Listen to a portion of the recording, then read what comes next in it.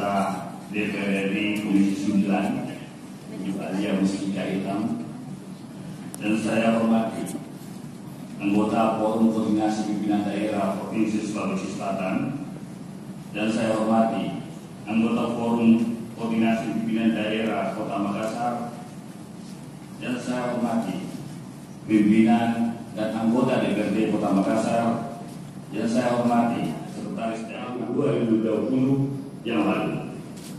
Dan pada hari ini Sabtu tanggal 14 November 2020 kita laksanakan dalam rapat paripurna gabungan DPRD Kota Makassar di tengah kondisi wabah COVID-19 dan tentu saja tetap mengikuti protokol kesehatan.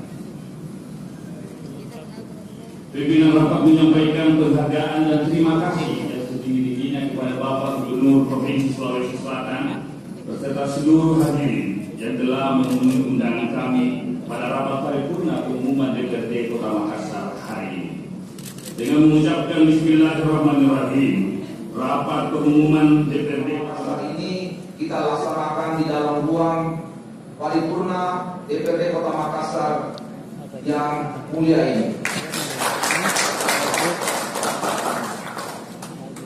Jadi di awal kami berbincang-bincang dengan Pak Ketua bahwa seyogianya hari ulang tahun kota itu hari ulang tahunnya masyarakat Makassar, di mana teman-teman dewan itu adalah representasi warga Kota Makassar.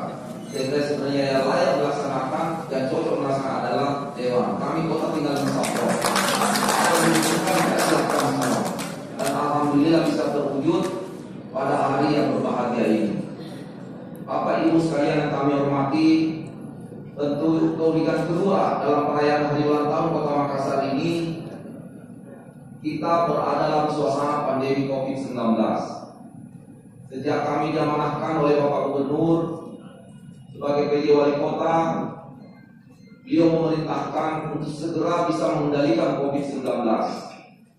Dan kita bersyukur, alhamdulillah berkat kerjasama yang sangat solid, kerjasama yang sangat erat bahu membahu untuk semua unsur TNI, unsur Polri, tokoh masyarakat.